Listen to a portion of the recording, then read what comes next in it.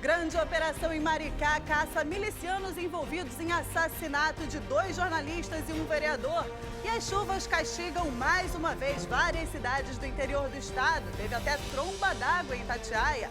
Um paraquedista do Exército ficou ferido após salto mal sucedido em Resende.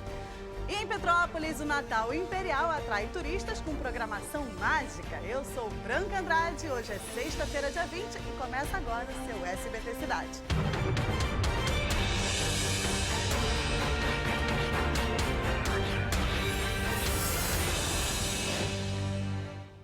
Boa noite, dia de grande operação em Maricá. A Polícia Civil e o Ministério Público fizeram uma grande operação contra uma milícia que atua na região metropolitana do Rio, em Maricá, onde os alvos são suspeitos de participar da morte de 2 jornalistas e um vereador esse ano e ainda de uma chacina no ano passado. Quem traz os detalhes da ação é a repórter Isabela Veiga. A operação começou nas primeiras horas da manhã. Os policiais saíram da Delegacia de Homicídios de Niterói, São Gonçalo e Itaboraí para cumprir 39 mandados de busca e apreensão em Maricá, na região metropolitana. Eles foram em endereços ligados a integrantes de um grupo de milicianos que atua na região. Os agentes apreenderam documentos, celulares e computadores. As investigações apontam o envolvimento do grupo no assassinato de 2 jornalistas, um vereador e do filho dele. Os crimes aconteceram este ano. Eles também teriam participado de uma chacina em 2018, em que 5 jovens foram mortos.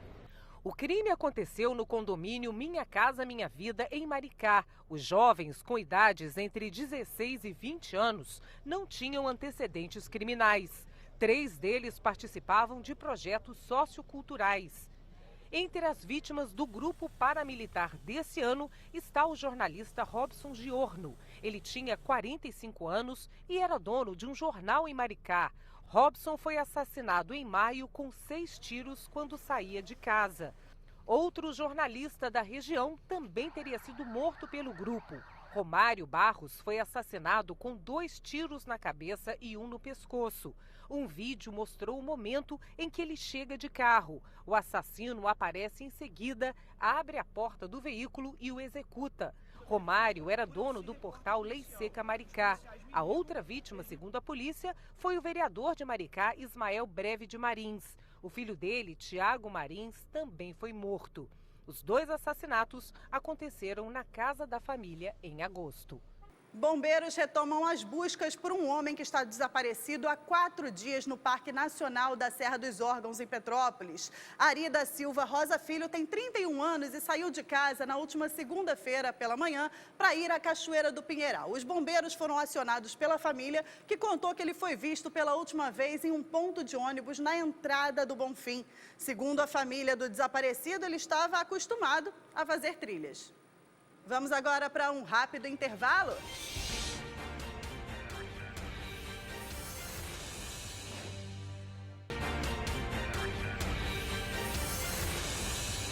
Voltamos com o SBT Cidade. 2 jovens foram presos por tráfico de drogas em Volta Redonda. Segundo a polícia, os 2 atuavam vendendo drogas no bairro São Carlos e foram surpreendidos pelos agentes. Um deles ainda tentou fugir pelo telhado de uma casa e sofreu uma queda e foi encaminhado para um hospital. De lá, ele foi liberado com ferimentos leves. Ambos foram levados para a delegacia local, onde o caso foi registrado. E com a dupla foram apreendidas cocaína, maconha e dinheiro. E presta atenção nisso, a Polícia Civil prendeu integrantes de uma quadrilha que mantinha um esquema de fraude contra o Ministério do Trabalho. Eles aliciavam pessoas para receberem, olha só, o dinheiro do seguro-desemprego, gerando um prejuízo de mais de R$1 milhão aos cofres públicos. Veja na reportagem de Matheus Coelzer. Uma fraude milionária. A Polícia Civil prendeu uma dupla que mantinha um esquema contra o Ministério do Trabalho.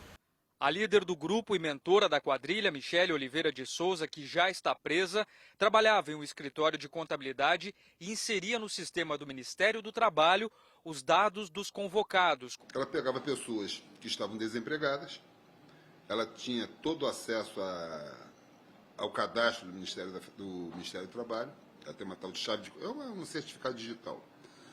E ela habilitava essas pessoas como empregada em algumas firmas que eram clientes desse escritório. Quero ressaltar que nem o escritório, nem as firmas têm nada a ver com a fraude.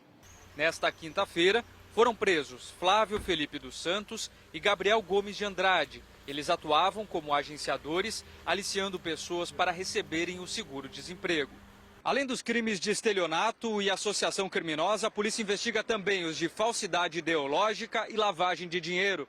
Os prejuízos podem ser superiores a R$1 milhão. Conforme foi crescendo muito, você foi gostando de fazer aquilo, pessoas que já tinham participado, já tinham recebido, passaram a ser também agenciadores. E daí foi se criando uma progressão geométrica muito grande. Nós chegamos ao total de 174 envolvidos nessa fraude. Os líderes do grupo e os agenciadores tiveram a prisão preventiva decretada. Dos 13 mandados de prisão preventiva, 10 já foram cumpridos. A Justiça determinou nesta quinta-feira o afastamento do prefeito de Casimiro de Abreu, Paulo Dames, filiado ao PSB. A mesma decisão também determina o afastamento dos vereadores Rafael Jardim e Bruno Miranda, ambos do mesmo partido. Segundo a decisão, o prefeito, os dois vereadores e um empresário se articularam com o objetivo de comprar votos de outros vereadores da cidade para rejeitarem as contas do ex-prefeito Antônio Marcos Lemos Machado. Em nota, a prefeitura informou que o prefeito recebeu com perplexidade a notícia da existência de uma decisão determinando seu afastamento da chefia do Executivo Municipal. Segundo a Câmara, os suplentes de vereadores serão convocados assim que a Casa for notificada do afastamento dos titulares. Ainda de acordo com a Câmara, com o afastamento do prefeito e do vice, que está afastado desde o início do mês, quem assume a prefeitura é o presidente do Legislativo, Lelei da Marmoraria, do PSL. E vamos às informações sobre as investigações do caso Queiroz. O Ministério Público apura por que a loja de chocolates do senador Flávio Bolsonaro, em um shopping no Rio, teve um aumento significativo de depósitos em dinheiro vivo em relação à antiga administração. Os promotores também descobriram que um ex-PM, apontado como chefe da milícia de Rio das Pedras, recebia parte de salários de parentes dele, empregados pelo senador, quando era deputado na Alerj. O esquema, conhecido como rachadinha, seria operado pelo ex-assessor Fabrício Queiroz. O faturamento na loja de chocolates do senador Flávio Bolsonaro vai de vento em popa. De acordo com o Ministério Público, o percentual em depósitos em dinheiro vivo na gestão do senador entre 2015 e 2018 foi de 26% ao ano.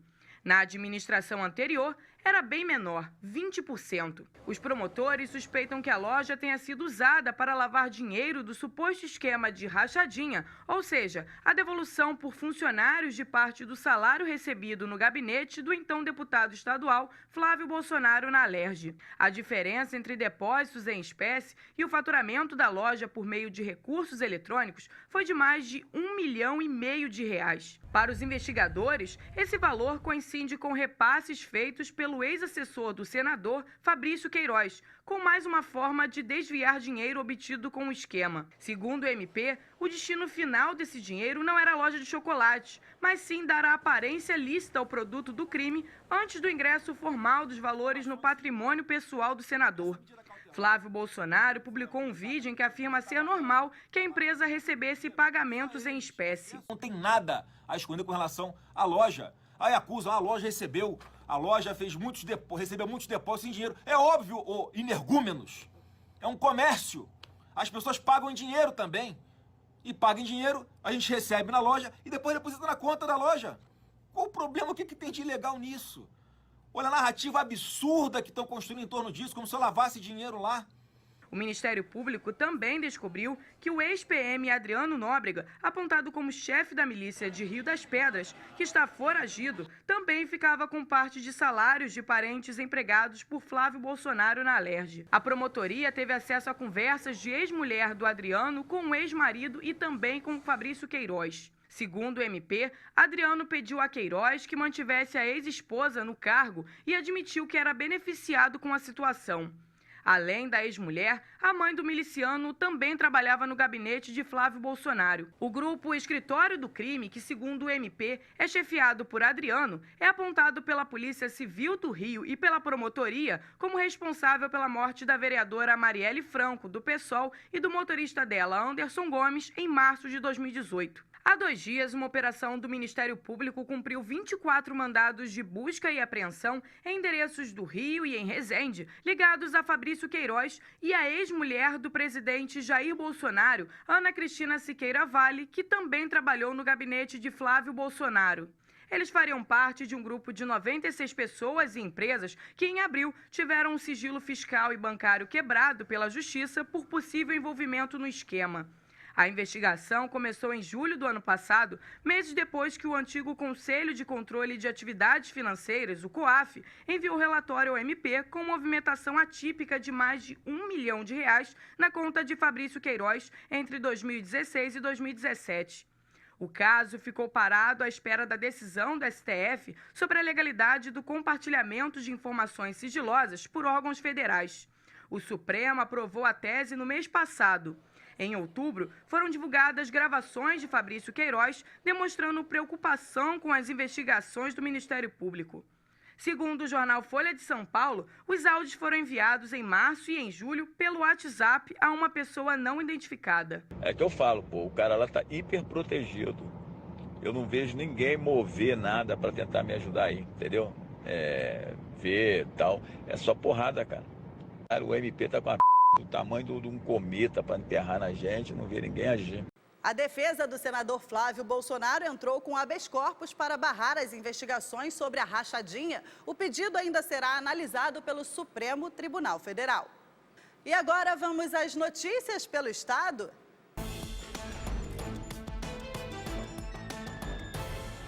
Um protesto de motoristas de transporte alternativo fechou os 2 sentidos da BR-101 em Campos na manhã de hoje. A via só foi liberada após mais de 1 hora fechada. O grupo não concorda com o novo modelo de transporte público implantado pelo município.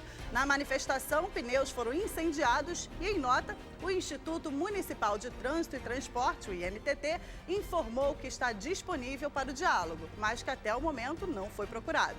Cerca de 230 toneladas de vegetação já foram recolhidas em praias da região dos Lagos do Rio. As plantas de água doce da espécie gigoga vieram de uma lagoa de Carapebus, no norte fluminense, e apareceram em Armação dos Búzios, Arraial do Cabo e Cabo Frio. A prefeitura pede atenção dos banhistas para que não fiquem próximos às máquinas e, de acordo com a prefeitura de Carapebus, houve uma abertura à Barra da Lagoa de Carapebus na última sexta-feira e o ato foi uma emergência, pois as ruas centrais do município ficaram alagadas e com a chuva da última semana, a prefeitura afirma que ainda precisará fazer uma intervenção. A prefeitura afirma ainda que para fazer a intervenção teve autorização do Instituto Chico Mendes de Conservação da Biodiversidade, o ICMBio.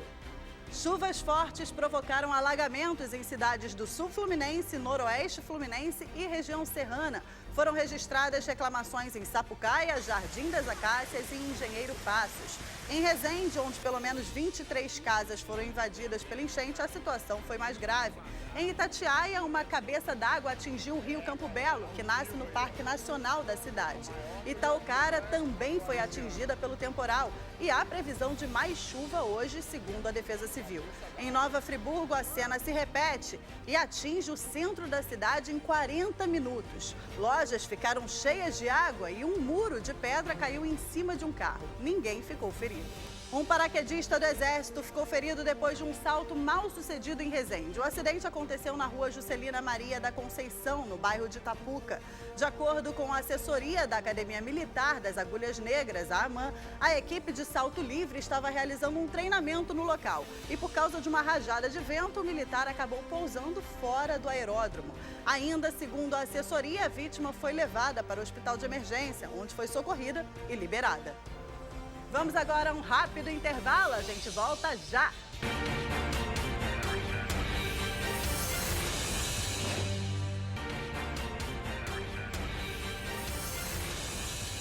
Violência em Petrópolis. Um homem foi morto a tiros na porta de casa ao lado da mulher.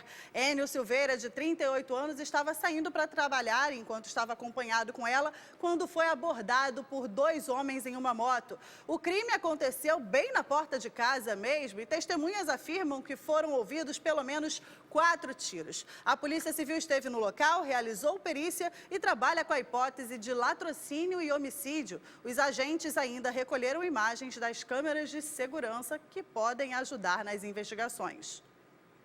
Hora de notícia boa, o Natal vem vindo e Petrópolis já está tomada pelo clima do bom velhinho até 12 de janeiro. Quer saber a programação? Quem conta é a repórter Sabrina Borsato. Era uma vez uma programação repleta de atividades para a família toda. A gente está adorando a programação, muito bom para criança. Os adultos também. Ah, com certeza, a gente acaba se divertindo com eles, né?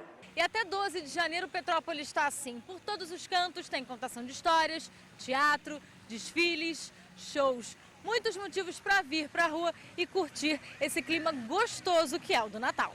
Para as crianças, tem a casa do Papai Noel. Aos finais de semana, as fachadas do Palácio Amarelo e da UCP se transformam em um telão a céu aberto com projeções temáticas. E tem também as paradas iluminadas. Tu que mora aqui pertinho, tá conseguindo aproveitar? Ah, bastante. Fica muito bonito. Esse aqui, se bobear, até mora aqui dentro. Porque é muito bom, é legal. Para chamar o público, nada melhor do que música.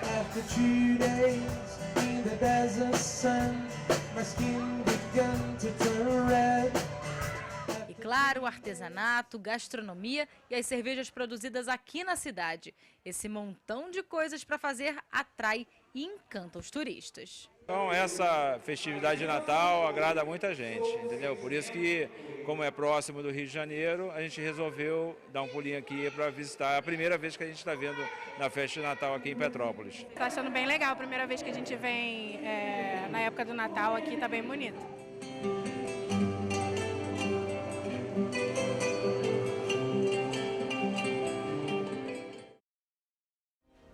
Termina agora o SBT Cidade, é sexta-feira, aproveitem o final de semana e até semana que vem.